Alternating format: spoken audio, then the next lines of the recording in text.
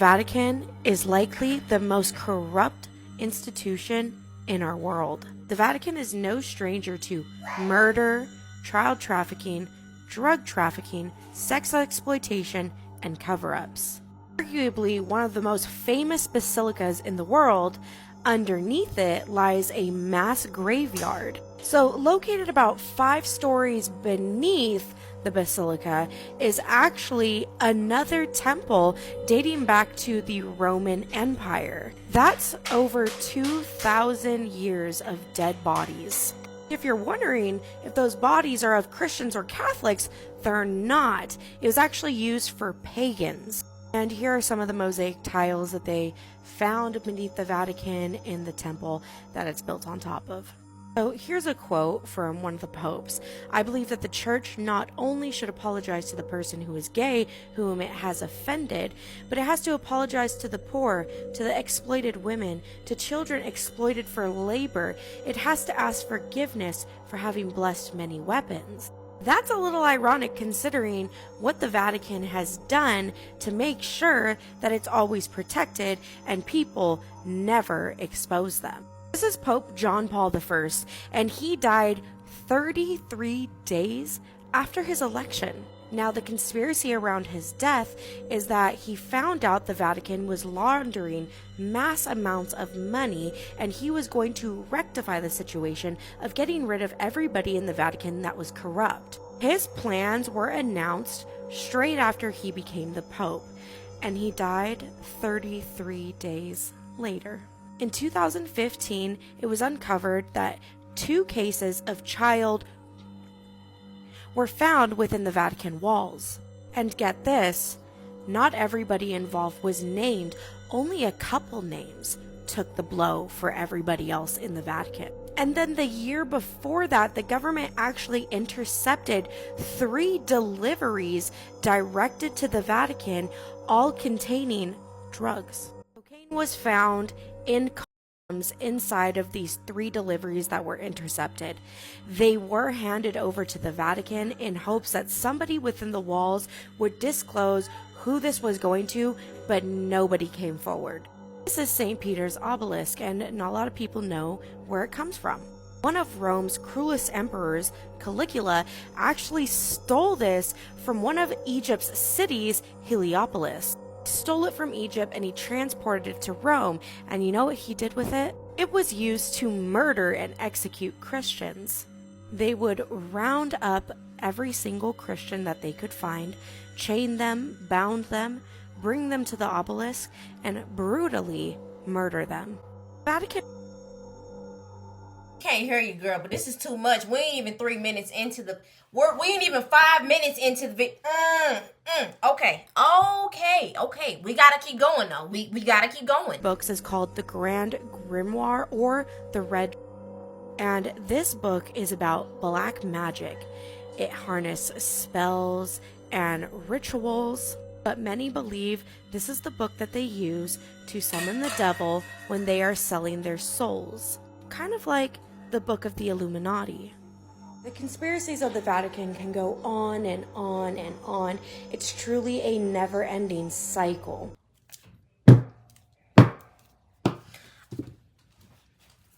Give me a second.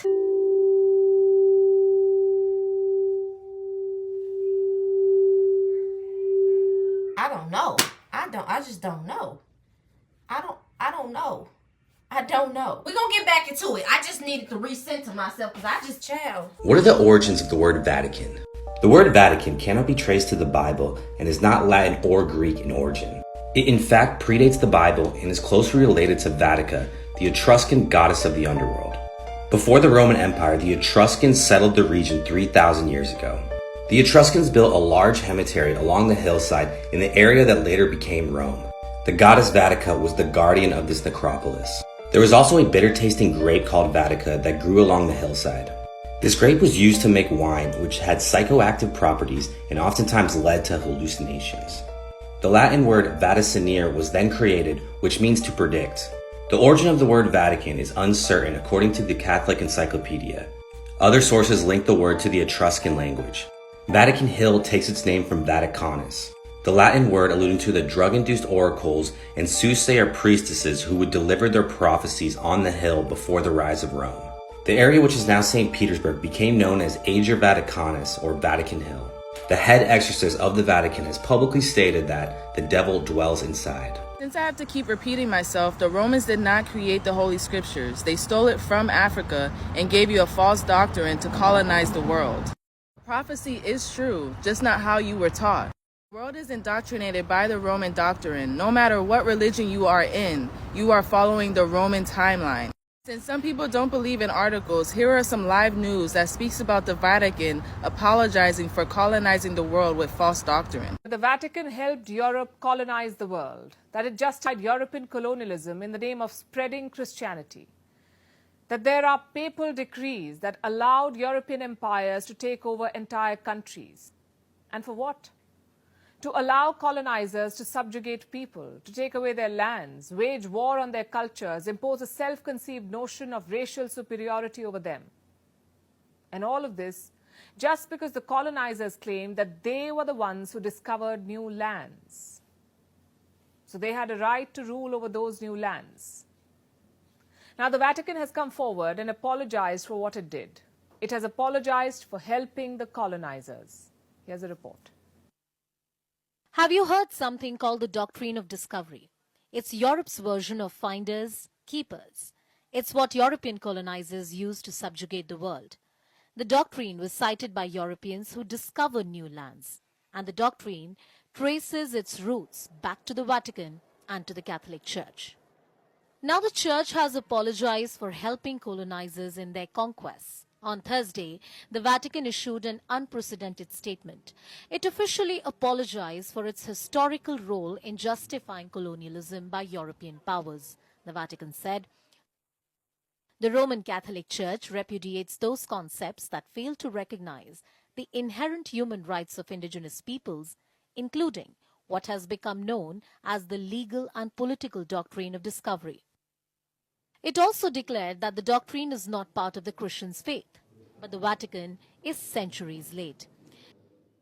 The doctrine of discovery is a concept laid out in the so-called papal bulls. What are these? These are usually official statements from the head of the Catholic Church. That would be the Pope. So no less than the popes were involved in justifying European colonialism. Their decrees were used extensively in the conquest of Australia, Canada, New Zealand, Africa, and the United States. The colonizers claimed that they had the approval of the Church to have sovereignty, property, and commercial rights in lands they discovered. The Vatican made a historic announcement today, rejecting the doctrine of discovery. Sav Jonza has that story. After numerous calls to rescind a 15th century doctrine, the Vatican stopped short of that today. Instead, they repudiated the doctrine's concepts as never been considered expressions of the Catholic faith. The doctrine of discovery is widely known as a tool of colonization, used to justify Christian conquest of indigenous peoples. They just now doing this, y'all. Let's move on. I am so into reading forgotten books and spirituality, and the Vatican scares the absolute crap out of me. So I've been reading this book, The Secrets of the Vatican. It just seemed like everybody just keeps saying the Vatican scares them. And there is some crazy, crazy stuff in here. I was actually raised in the Catholic Church, and I still believe in God, but there is some kind of dark energy around the Vatican, and I think we should talk about it considering the season. First of all, let's talk about the fact that the Bible originally contained more books than are currently listed in the Bible. The Bible currently has 66 books, but these are some of the names of the deleted texts from the Bible that were removed by the Vatican. And look at the names of some of them, like the Book of Giants. A lot of these books talk about mystical creatures like giants and dragons and subjects like the apocalypse. And it's just like, why would you take them out? The Vatican Secrets book also talks about these 3 children from Portugal who claim that they witnessed the presence of the Virgin Mary. Mary gave each of them a secret. The 3rd secret was given to the youngest child, Lucia. This is her here as an adult, but it was never revealed until the Pope begged her. She sealed it in wax and gave it to him and said, "Do not open this until 1960. And the secret was apparently about the end of the world. She said that it was the persecution of Christians that would eventually cause the apocalypse. There's a section of the book that talks about the Vatican's proof of aliens. So apparently, if you've heard of the Anunnaki, which is a race of aliens, the Vatican apparently has proof that they exist. The Vatican is sitting on top of some shady ass secrets, and they're sitting in front of something that looks shady as hell too. Let's just put that out there. But I also think that they are hiding alien life from us, and let's get into the reasons why. Now, the Vatican owns the LBT sitting on top of Mount Graham. LBT stands for Large Binocular Telescope, and it's actually the world's largest optical telescope. So if anyone was going to be able to see alien life, it would be the Vatican. Mount Graham is extremely sacred to the Native Americans in that area, and we'll get into that into another video. But it also is known as a hot spot for alien activity or UFO sightings. That's not it. On top of having this large telescope in an area that is known for UFO spottings, they also have another telescope that they share with the University of Arizona dubbed Lucifer 1. It provides a powerful tool to gain spectacular insights into the universe, from the Milky Way to extreme distant galaxies. So again, I say, if anyone was going to be able to see alien life in our skies, it would be the Vatican. For my next piece of evidence, Pope Francis literally said he would baptize little green Martians if they asked him to. Now, why would he say something like this? He is the leader of the Roman Catholic Church, and if aliens are real, it brings all of religion into question. So I'm confused. But I'm not stopping there. This is painted inside the Vatican. Please look at the top left and the top right-hand corner. What do you see? Those look like little spaceships to me, but let's get closer. You're telling me those aren't little men in spaceships? Bullshit. And then this is carved into the side of the Vatican. That looks like a little alien man, right? That doesn't look like a normal man. And then let's just go back to what they're sitting in front of. What the hell is that?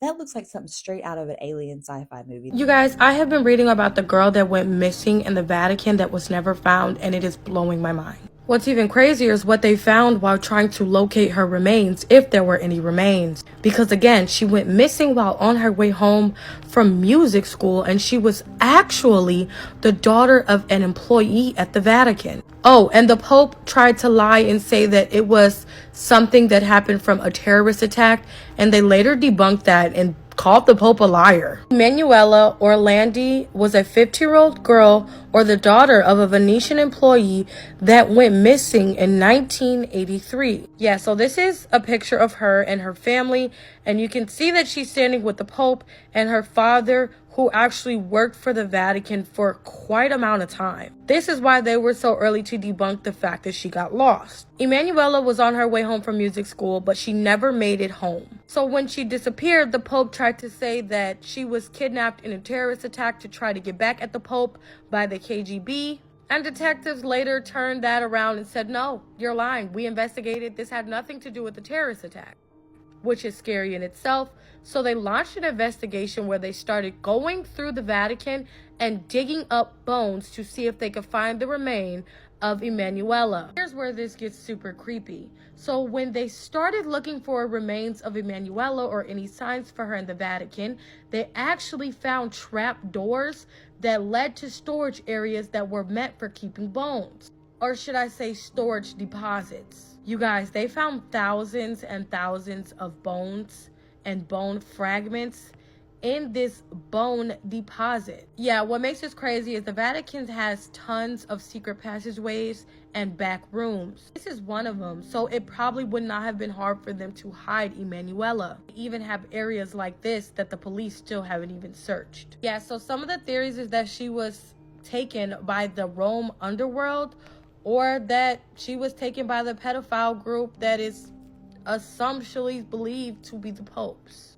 I don't know, you guys. It's not adding up. To this day, Emanuela is still missing, and the Pope just said that they're going to turn over, I guess, evidence. So we'll see what that is, but this story is creepy AF. The Grand Grimoire is purported to be a secret book stored in the Vatican archives. It is considered a real book because the Vatican claims ownership of it, but has never allowed anyone to view its contents. Allegedly, the book was discovered in the tomb of Solomon in 1750, yet it bears the date 1522. The author of the book, Honorius of Thebes, is said to be Satan himself or possessed by Satan for the purpose of writing the book. Some theorists suggest that the book possesses supernatural qualities, as it cannot be torn, burned, pierced, penetrated, or otherwise damaged or destroyed. It is claimed to be the only book containing the knowledge of a precise ritual for summoning Satan and other powerful demons. Additionally, the book is said to include precise information about the locations of biblical relics and even contains Satan's personal sketches of the faces of Judas. Of course. This is the type of books that they would have in the Vatican. The chronovisor is said to be a device that gives the user the ability to see through time. Though the existence of the chronovisor has never been proven, a 2002 book by Vatican priest, Father Francois Brune, says otherwise. According to Brune, the chronovisor was developed by Father Pellegrino Ernetti, a Benedictine monk. Ernetti allegedly kept the device secret until the early 1960s, when he confided in Brune and told him that 12 scientists, including famed physicist Enrico Fermi and former Nazi scientist Wernher von Braun, helped him to build it. Made of Let me tell you something about them Nazis. They had a lot of technology that's not earthly. They knew about a lot of stuff. They had a lot of deals with non-human beings. So I'm starting, like, I was skeptical at first, but it's starting to, like, you know, add up a little bit for me. Anytime when you see a Nazi involved, especially when it's helping, like, some other country or some other group of people, yeah. cathode rays, antennae, and metals that received sound and light signals on all wavelengths. The chronovisor purportedly allowed the team of scientists to document events of the past, including the crucifixion of Jesus Christ. The machine, therefore, could validate the teachings of the Bible simply by providing a first-hand look into the past. Brune explains how he met Father Ernetti on a boat ride across Venice's Grand Canal in the early 1960s. Like Brune, Ernetti was well versed in the history of ancient languages, which made for natural conversation. But soon, Ernetti directed their chat towards science.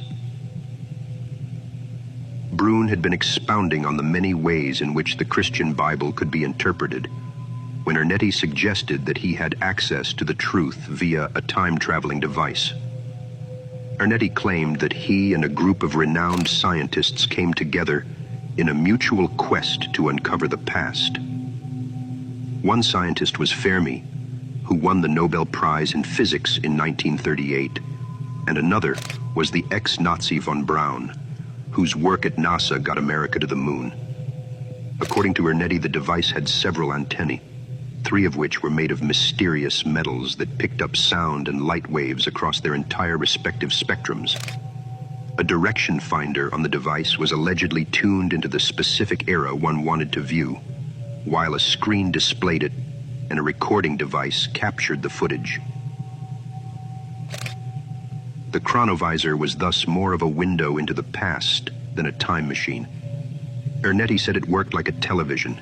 So I'm a firm believer that us as very powerful, soul-connected, source, godly connected beings on this planet, we have the ability to look into the past and look into the future. I've done it before. I'm pretty sure y'all have done it when you have those deja vus, where you had a dream that you couldn't understand at that moment, but it happened in real life.